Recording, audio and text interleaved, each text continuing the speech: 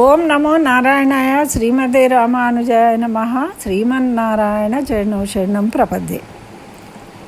అస్మద్ గురుభ్యో నమః. అందరికీ నమస్కారం అండి. మనము ఈరోజు ఒక విషయాన్ని ఆలోచిద్దాం. ఏంటి అంటే ఇంటి దేవుడు, కులదైవం అంటారు. ఇంటి దేవుడు అంటుంటాం మనం కామన్గా. ప్రతి వాళ్లకు వాళ్ళ ఇంటికి ఒక దేవుడు ఉంటాడు. పిల్లలు పుట్టినప్పుడు పుట్టి వెంట్రుకలు కానీ ఇట్లాంటివి చేసినప్పుడు అక్కడికి ఆ దేవాలయానికి వెళ్ళి మొక్కులు తీర్చుకుంటారు, ముడుపులు కడతారు, ఇవన్నీ చేస్తూ ఉంటారు. ఆ దేవుణ్ణి ఇలవేల్పు అంటారు. అయితే ఈ ఇలవేల్పు మీకు ఎవరు ఇలవేల్పు మీరు కామెంట్లో తెలియజేయండి. కొంతమందికి మర్చిపోతున్నారు. ఎందుకంటే ఈ ఇలవేల్పు అనేది ఉంటుందా? దేవుడు అందరు ఒక్కటే కదా, ఎక్కడ ఏ దేవుడు ఉంటే ఆ దేవుడికి మొక్కచ్చు. అందరూ పోయి తిరుపతికే మొక్కచ్చు అంటే అందరూ తిరుపతికి పోలేరు. మరి మనకెందుకు ఇంటి దేవుడు అని పెట్టిండ్రు? మరి ఇంటి దేవుడికి తప్పకుండా మనము పూజలు చేయాలా, అది ప్రాముఖ్యత ఉందా లేదా అనేది ఇప్పుడు ఈ వీడియోలో తెలుసుకుందాం. అయితే మనం ఇంతకుముందు ఇన్నిన్ని దూరాలు వెళ్ళాలంటే మనం వెళ్ళలేము కదండి. మనకు బస్ సర్వీసెస్ ఇవన్నీ లేవు కదా. ప్రతి ఊర్లో ఒక దేవాలయం ఉండేది. ఆ దేవాలయంతో పాటు ఒక గుట్టమో ఏదో ఉండి దాని మీద ఒక దేవుడు ఉండేవాడు. అట్లా వాళ్ళు ప్రతి సంవత్సరము అక్కడ జాతర జరుగుతుంది, అక్కడికి వెళ్ళడము, మొక్కులు తీర్చుకోవడము, నమస్కరించుకొని మనకు తోచిన కానుకలను సమర్పించుకొని రావడం. మన ఇంట్లో కూడా ఏమైనా కార్యక్రమాలు, శుభ కార్యక్రమాలు శుభాలు జరిగినప్పుడు పెళ్లి పత్రికలు కూడా ముందు ఇంటి దేవుడికి సమర్పించుకొని వస్తారు, శుభలేఖను. అదే ఆచారం మనకుంది, సాంప్రదాయం మీకుందా? ఉంటే తెలియజేయండి. అయితే ఇప్పుడు ఈ కాలంలో ఏం జరుగుతుంది అంటే అందరూ ఈ పల్లెటూళ్ళల్లో ఉండే దేవుళ్ళకు, కొంతమంది ఏమో ఈ సిటీలలో ఉండడం వల్ల ఈ పల్లెటూళ్ళకు ఇంత దూరాలు వెళ్ళాలంటే ఇబ్బంది. కాబట్టి వేరే వేరే దగ్గరున్న దేవుళ్ళకే మొక్కడము, మేము ఇక్కడ ఉన్నాం కదా అందుకని ఈ దేవుడికి మొక్కుతున్నాం అనే భావనలో ఉంటున్నారు. అట్లనే మొక్కుకుంటున్నారు. అయితే ఇప్పుడు ఇది ఎందుకు చర్చించుకోవడం అంటే, ఒక్కొక్కసారి మన గ్రహస్థితులు బాగాలేక మనకు నష్టాలు రావడము, ఇబ్బందులు కలగడము, చికాకులు ఇంట్లో కలిగినప్పుడు మనం ఏం చేస్తామంటే ఒక జ్యోతిష పండితుడి దగ్గరికి వెళ్తే ఆ జ్యోతిష పండితుడు ఏం చెప్తాడు? అమ్మ, నీకు గ్రహచారం అంతా బాగానే ఉంది కానీ నీ ఇంటి దేవుడి దగ్గరికి నీ ఇంటి దేవుడికి మొక్కు, అయితే నీకు అన్నీ మంచిగా జరుగుతాయి అంటాడు. అంటే మనకు పూర్వకాలం నుంచి ఏముంది అంటే పెరుమాళ్ళు పెద్దలు. మనకు ఉత్తరాయణం, దక్షిణాయనం. ఇప్పుడు దక్షిణాయనం మొదలవుతుంది. ఇప్పుడు ఉత్తరాయణంలోనేమో పెరుమాళ్ళను సేవించాలి, దక్షిణాయనంలోనేమో మన పెద్దలు అంటే మన పూర్వీకులు, మన తాత ముత్తాతలు ఉంటారు, చనిపోయిన వాళ్ళు ఉంటారు, వాళ్ళ పేరు మీద మనం దానాలు చేయడం అవన్నీ చేస్తాం. దక్షిణాయనంలో వస్తుంది కదా మనకు పితృమాస అవన్నీ. తర్వాత ఊర్లో ఉన్న గ్రామ దేవతలకు బోనాలు చేస్తాం ఈ దక్షిణాయనంలో. తర్వాత దసరా నవరాత్రులు చేస్తాం, అమ్మవారినే పూజిస్తాం మనం. శక్తి అంటే మనకు శక్తి రావాలని శక్తిని పూజిస్తాం అన్నమాట. అట్లనే పెద్దలు, మనము ఒక పెళ్ళి జరిగితే ఏం చేస్తారమ్మా? కూడారెత్తుకొని పోతారు అమ్మవారి దగ్గరికి కదా. మరి కులదైవం అని కులదైవానికి ఆహ్వానించి పూజ చేసుకుంటారు. అట్లనే పెద్దలను తలుచుకుంటూ ఉంటారు. మరి పెరుమాళ్ళకు చేయాలా, పెద్దలకు చేసిన తర్వాత మనము కార్యక్రమాన్ని నిర్వహించుకోవాలి. అదొక సాంప్రదాయం. ఎందుకు మరి? పెరుమాళ్ళు అంటే సృష్టికర్త. అట్లనే పెద్దలు అంటే ఎవరు? మనము ఈ భూమి మీద పుట్టినాము అంటే మన పెద్దల వల్లనే కదా. వాళ్ళు ఇచ్చిన ఆస్తిపాస్తులను అనుభవిస్తున్నాం కాబట్టి వాళ్ళ కృతజ్ఞతాపూర్వకంగా వాళ్ళ పేర్లతోని దానాలు చేయడము, అన్నదానం చేయడము, ఏవైనా మంచి కార్యక్రమాలను చేస్తూ ఉంటాం వాళ్ళ పేరుతో. ఇవి పెద్దలకు చేయడం. మరి ఇవైతే ఆచారంగా వస్తూ ఉన్నాయి మనకు. అయితే ఈ మధ్యన మనము ఆ ఇల్లు మా ఇంటి దేవుడు ఎవరో కూడా తెలియకుండా పోయింది. ఎందుకంటే మధ్యలో ఊర్లు మారి వాళ్ళు మర్చిపోయినరు, వాళ్ళు ఓడు బంద్ అయిపోయింది. మా అత్త పోలేదు కాబట్టి మేము పోతలేం, మాకు అసలు తెలియదు మా ఇంటి దేవుడు ఎవరు అంటారు. అట్లుంది పరిస్థితి. అయితే మనము ఇంటి దేవుడికి మొక్కాలా వద్దా అనడానికి ఒక ఉదాహరణ ఏంటి అంటే, మనకు పక్క రాష్ట్రం కర్ణాటక, తమిళనాడులో దుష్యంత్ శ్రీధర్, ఆయన దుష్యంత్ అంటే శకుంతల సినిమా వచ్చింది కదా, సమంత చేసింది. ఆ సినిమాలో దుష్యంతుడు ఉంటాడు కదా, వాళ్ళు సంస్కృతంలో తీసినప్పుడు ఈయన ఈ శ్రీధర్ అనే అతను సంస్కృతంలో డైలాగులు చెప్పిండు అనమాట. ఆయన సంస్కృత పండితుడు, ప్రవచనకారుడు. మన దగ్గర కోటేశ్వరరావు గారు, గరికపాటి గారు ఇట్లుంటారు కదా ప్రవచనకర్తలు. అట్లా ఆయన ప్రవచనకర్త. చాలా ఏడాది మొత్తం చెప్తూనే ఉంటాడు ఆయన. ఎక్కడో ఒక చోట పోయి ఇంగ్లీష్లో, సంస్కృతంలో, తెలుగులో, దేశ విదేశాలలో చెప్తూ ఉంటాడు.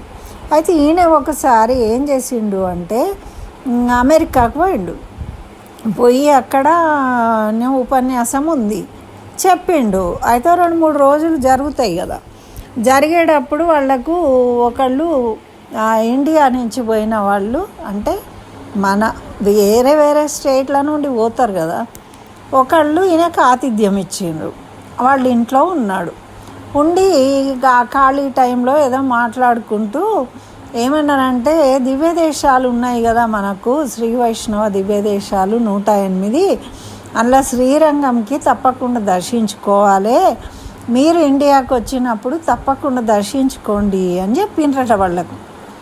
చెప్తే వాళ్ళు ఏమన్నారంటే, వాళ్ళ భర్త ఉన్నాడు కదా, ఆ భర్త ఏమన్నాడు అంటే, అయ్యో మేము ప్రతి సంవత్సరం వస్తామండి శ్రీరంగంకి అన్నాడట. అంటే ఆయన ఆశ్చర్యపోతుండు, ఇక్కడున్న వాళ్ళం మనమే పోము, మరి ఆయన అంత దూరం అమెరికా నుండి ప్రతి సంవత్సరం వస్తాడు అంటే, అవునా అట్లానా ఎందుకు అంటే, అయ్యో మా ఇంటి దేవుడు అండి శ్రీరంగనాథస్వామి, మా ఇంటి దేవడం కులదైవం, అందుకని వస్తాం. ఎందుకట అంటే, వాళ్ళు త్రేతాయుగంలో శ్రీరామచంద్రుడికి కులదైవము శ్రీరంగనాథస్వామి ఉండి, శ్రీరాముడు శ్రీరంగనాథస్వామిని కొలిచేది. అయితే ఆయన సీతాదేవిని తీసుకొని మళ్ళీ అడవి వనవాసం అంతా అయిపోయి పట్టాభిషేకం చేసుకుంటాడు కదా. పట్టాభిషేకం చేసుకున్నప్పుడు ఈ కులదైవము ఆయన ఏం చేస్తాడంటే, విభీషణుడు శ్రీలంకకు రాజు చేస్తాడు కదా, ఆయనకు ఓర్తాడనమాట, ఆయనకు పూజించుకోవడానికి దేవుడు కావాలని. అయితే అప్పుడు శ్రీరాముడు ఏం చేస్తాడంటే, వాళ్ళ కులదైవమైన రంగనాథస్వామి విగ్రహాన్ని విభీషణుడికి ఇస్తాడు. ఇస్తే ఆయన ఇక్కడ దాకా వచ్చి యమునా నది దాటి పోవాలి శ్రీలంకకు. ఆ పోయే ముందు ఆయన ఏం చేస్తాడు అంటే, సంధ్యావందనం చేసుకోవడానికని అక్కడ ఆగుతాడు. ఆ విగ్రహాన్ని అక్కడ పెట్టేసి ఈయన సంధ్య వార్చుకోవడానికి పోతాడు. పోయి వచ్చి చూస్తే ఇక అది విగ్రహం కిందనే ప్రతిష్ఠ అయిపోయింది, అది తీస్తే రావట్లేదు. అప్పుడు ఏమంటాడంటే, నేను ఇక్కడనే ఉంటాను, ప్రతిరోజు రాత్రి వచ్చి నువ్వు పూజించుకో నన్ను, నేను దక్షిణం వైపు, అంటే దక్షిణానికి ఉంది కదా, నేను దక్షిణం వైపు తిరిగి పడుకున్నా కాబట్టి నువ్వు దర్శించుకోవచ్చు, నువ్వు ప్రతిరోజు రాత్రికి వచ్చి, ఆయన విభీషణుడు ఇప్పటికి కూడా పూజ చేస్తాడట అందుకని. అయితే ఇప్పుడు అది ఎవరి కులదైవము? శ్రీరామచంద్రుడి కులదైవము శ్రీరంగనాథస్వామి. కాబట్టి వీళ్ళట రాముడి తరం వాళ్ళట, వంశం వాళ్ళు, అంటే త్రేతాయుగము, ద్వాపరయుగం, తర్వాత కలియుగం.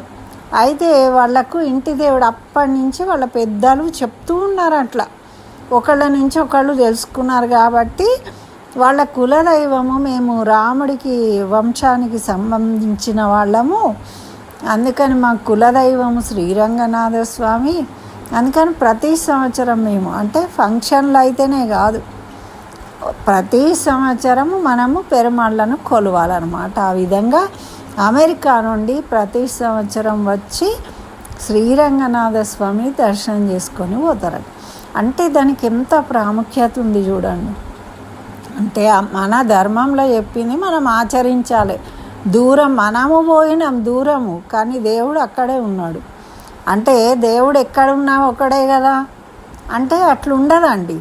ఇప్పుడు మనం బాగా ఇంట్లో వాడుకున్న వస్తువు ఉంటుంది, అట్లాంటిది కొత్తది కొనుక్కున్న మనకు సాటిస్ఫాక్షన్ ఉండదు.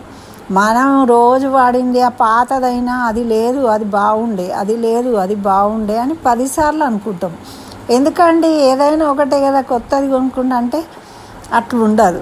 ఇప్పుడు మనం ఎన్నో రోజుల నుంచి ఒక విగ్రహానికి పూజ చేస్తున్నాము, ఒక పటానికి. ఆ పటం చినిగిపోయింది, అప్పుడు పడేయాలంటారు.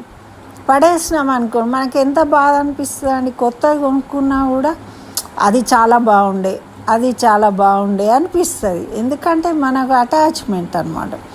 కాబట్టి తప్పకుండా కుల దైవాన్ని కొలవాల్సిందే. మనకు తెలియకపోతే, మన అత్తమామలు చెప్పకపోతే, అత్తగారింట్లో తెలిసిన వాళ్ళు ఇంకెవరన్నా పెద్ద మనుషులు ఉంటే అడిగి తెలుసుకొని ఆ కులదైవానికి తప్పకుండా మనం ముడుపు కట్టాలి. కొంత మనము మన సేవను వినియోగించాలి. తప్పకుండా అది చాలా ఇంపార్టెంట్. అట్లనే మన పెద్దలను కూడా గౌరవిస్తూ వాళ్ళ పేర్ల మీద దానాలు చేసుకోవాలి. అయితేనే మనము ఆ వంశానికి సంబంధించిన వాళ్ళుగా చక్కగా వర్ధిల్లుతాం అన్నమాట.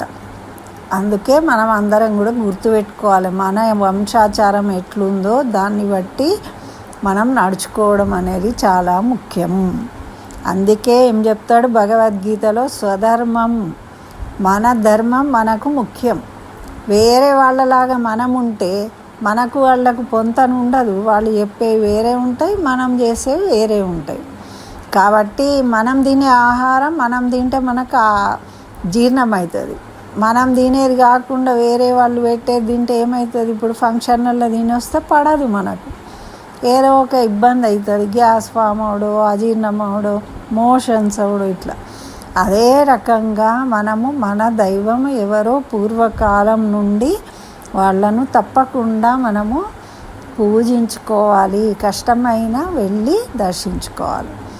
ఇది నాకు తెలిసిన అనుభవంలో తెలిసిన విషయం కాబట్టి మీకు షేర్ చేస్తున్నా. మరి మీ అభిప్రాయాన్ని, మీ కులదైవం ఎవరో కామెంట్లో రాసి మీ సంతోషాన్ని తెలియజేయండి.